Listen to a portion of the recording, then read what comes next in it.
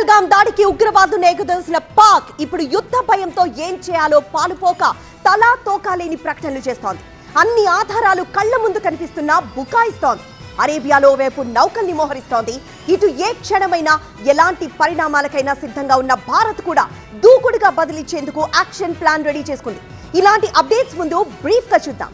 First, 7వ రోజు సరిహద్దుల్లో కాల్పులతో రెచ్చగొట్టింది పాక్. కుప్వారా, యూరి, అఖ్నూర్లో కాల్పుల మోత మోగించింది.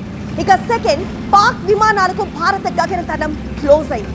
నోటీస్ టు ఎయిర్ మిషన్స్ జారీ చేసింది భారత్. పాక్ విమానాలు, ఎయిర్లైన్స్, సైనిక విమానాలకు మే 23 వరకు భారత్ గగనతలం మూసివేసింది.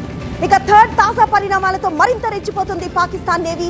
గుజరాత్ కి 85 నాటికల్ మైళ్ల దూరంలో విన్యాసాలు చేస్తోంది. అరేబియాలో ఈ యుద్ధ పరిణామాలతో యుద్ధ వాతావరణం కనిపిస్తోంది. ఇక ఫోర్త్, ఇటు పోర్బందర్ సమీపంలో భారత్ యుద్ధ నౌకల్ని మోహరించింది. సైనిక సన్నద్ధతలో భాగంగా యుద్ధ నౌకలు ఫైరింగ్ చేస్తున్నాయి. మరో 2 రోజులు ఈ విన్యాసాలు కొనసాగుతున్నాయి. ఇక ఫిఫ్త్, మన విదేశాంగ మంత్రి జయశంకర్ కు యుఎస్ సెక్రటరీ ఫోన్ చేశారు. టెర్రరిజం పై పోరుకు మద్దతు తెలిపారు.